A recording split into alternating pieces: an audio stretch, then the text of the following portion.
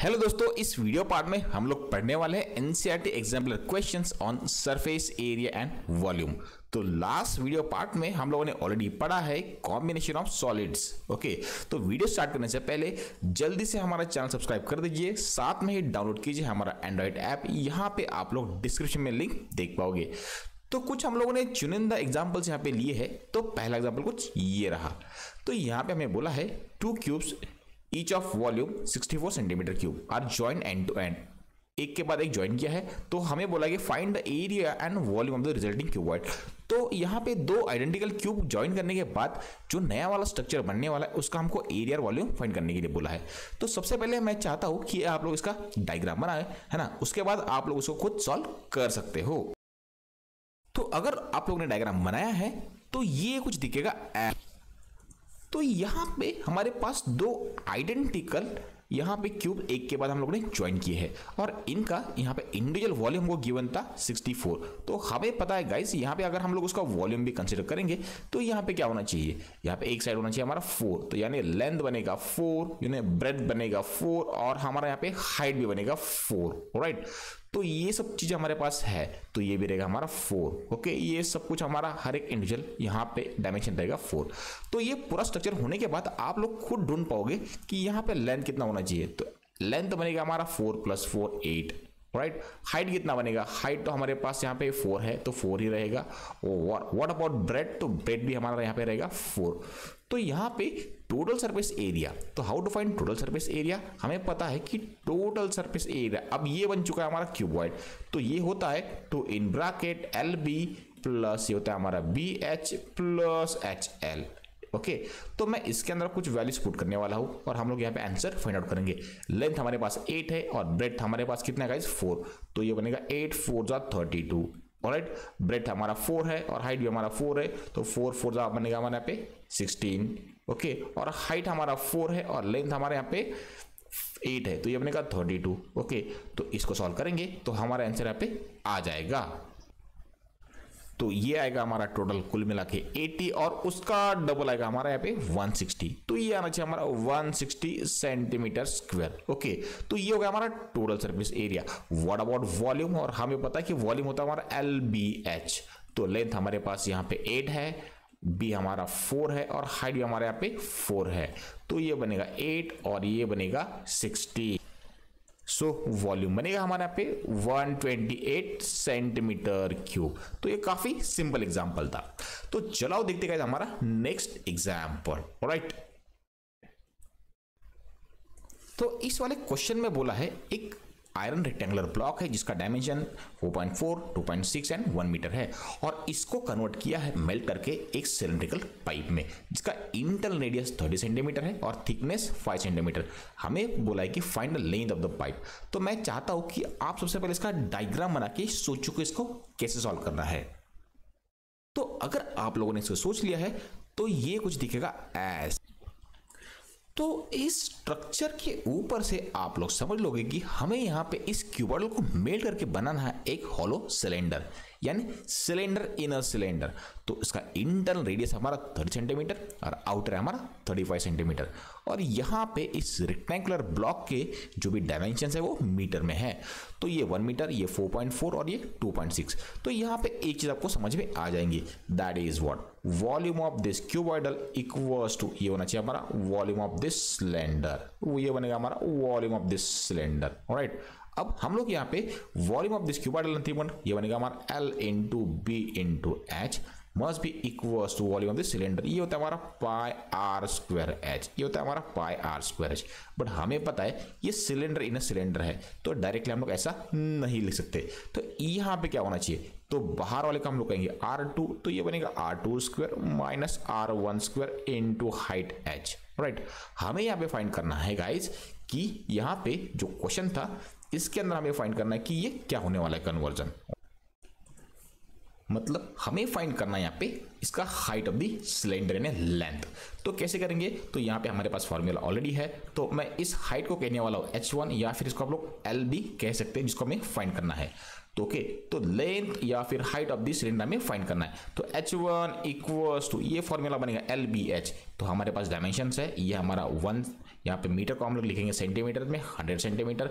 ये B हमारा let's say breath हमारा 2.6 है, तो ये बनेगा हमारा यहाँ पे 100 से उसको मल्टीप्लाई करेंगे, ये बनेगा हमारा 260 और लेट अस टेक 4.4 का बनेगा हमारा 440 सेंटीमीटर।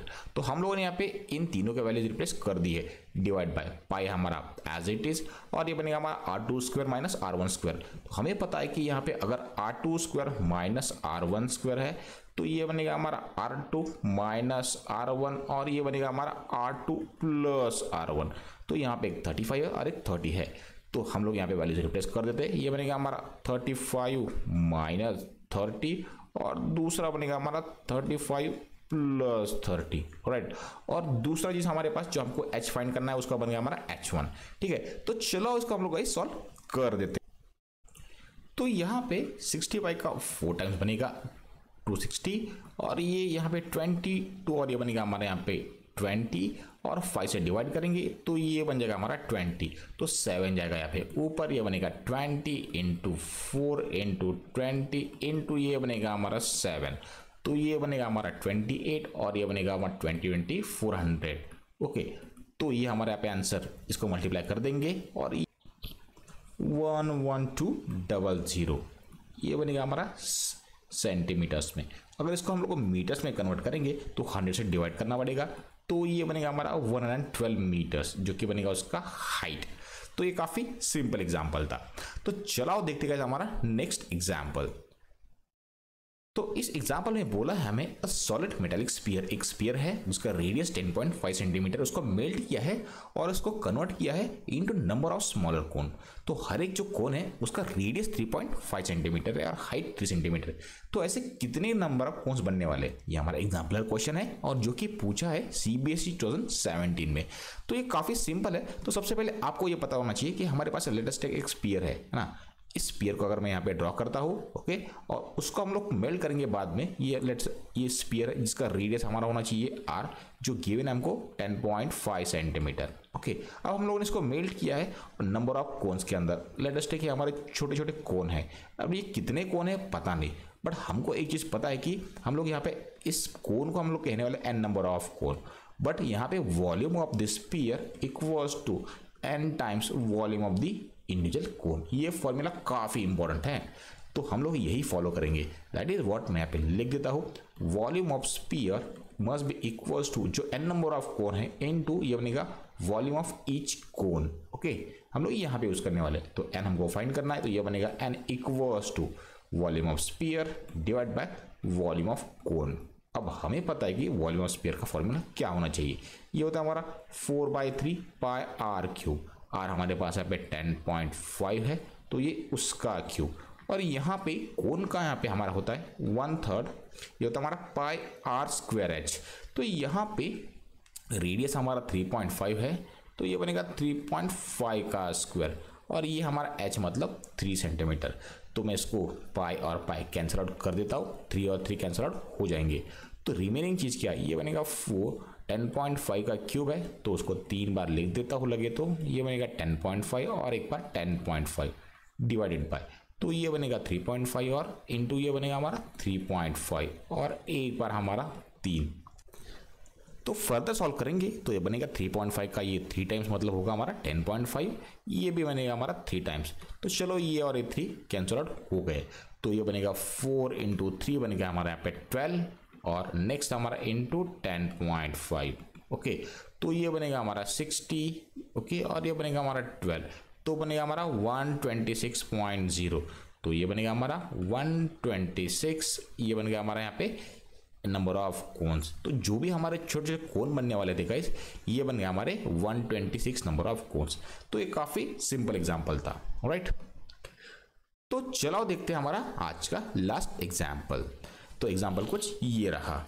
तो यहाँ पे हमें बोला है वेल, एक कुआं जो खोदा है ना, जिसका डायमीटर है 3 मीटर। और जिसको खोदा हम लोगों ने 40 मीटर डेप्थ तक। ओके, अब आगे बोला है कि जो खोदने के बाद जिसके अंदर से जो भी निकलेगा उसको हम लोगों ने इवनली स्प्रेड किया है अराउंड दैट विड्थ, और जिसका थिकनेस है हमारा 4 मीटर। और ये करने के बाद जो भी नया एम्बार्कमेंट जो बनने वाला है उसका हाइट कितना है हमें ये ढूंढ के निकालने के लिए बोला हुआ है। तो ये काफी एक मजेदार एग्जांपल है। तो चलाओ सबसे पहले इसका एक डायग्राम बना के उसको सोचते हैं।